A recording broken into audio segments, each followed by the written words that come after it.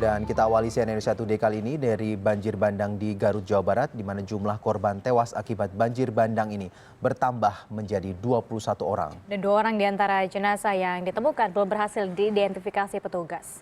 Jumlah korban tewas banjir bandang Sungai Cimanuk, Garut, Jawa Barat terus bertambah. Berdasarkan data dari Kodim 0611 Garut, total korban tewas yang sudah ditemukan mencapai 21 orang hingga Rabu malam. 2 orang di antaranya belum diketahui identitasnya. Sementara itu data terbaru, korban yang belum ditemukan berjumlah 16 orang, terdiri dari 8 laki-laki dan 8 perempuan. Proses pencarian dihentikan sementara menyusul kondisi lokasi yang mulai gelap.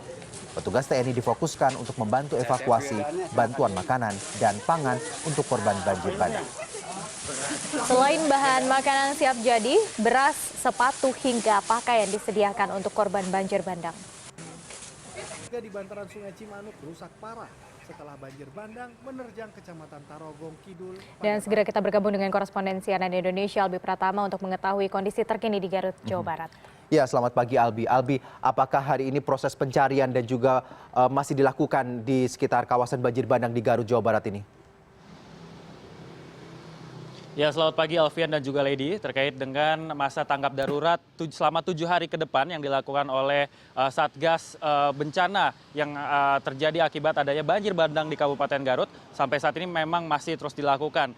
Dan dari 7 kecamatan yang terdampak dari banjir bandang yang terjadi, salah satunya di kawasan perkotaan di Kabupaten Garut ini, di mana saat ini saya berada, Alfian dan juga Lady, masih tampak beberapa sisa material lumpur terlihat di sini, di mana sebelumnya jalanan yang ada di sebelah saya ini tertutup oleh lumpur, tetapi kemarin sejumlah warga yang dibantu oleh pasukan TNI, Polri, dan juga relawan lainnya membersihkan jalan ini agar bisa dilalui oleh kendaraan. Hari ini sejumlah aktivitas warga juga sudah mulai terlihat, ada yang berlalu lalang, ada juga yang membersihkan rumah-rumah mereka di tepian jalan. Dan Alfian juga Lady, bisa dilihat di sebelah sana ada sejumlah kendaraan yang terdampak oleh banjir bandang yang terjadi pada hari Selasa malam lalu.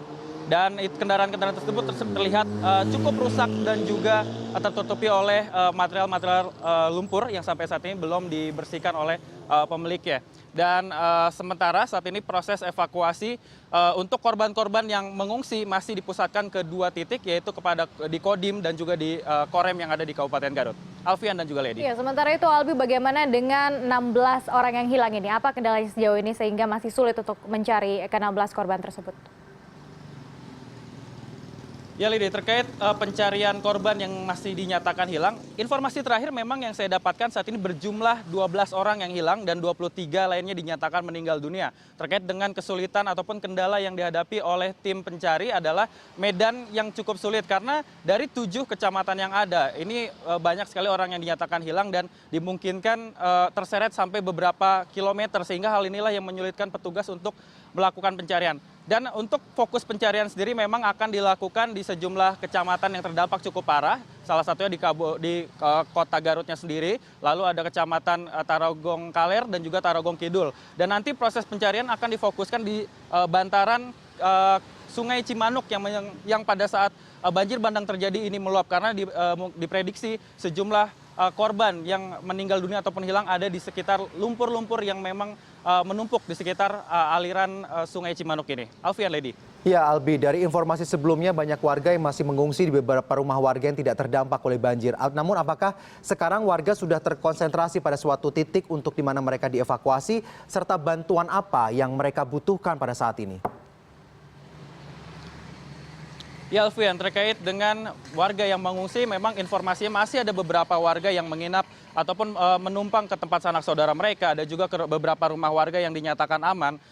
Dan beberapa posko pengungsian juga sudah disiapkan seperti Kodim dan juga Korem, di mana di tempat tersebut selain ada tenda-tenda darurat dan juga dapur umum, masyarakat juga dihimbau untuk bisa menuju ke lokasi tersebut karena untuk dilakukannya kemudahan dalam pendataan warga, karena memang tempat yang cukup luas terdampak, ini akan menyulitkan petugas untuk melakukan pendataan kembali warga-warga mana saja yang memang membutuhkan bantuan dan juga membutuhkan fasilitas kesehatan.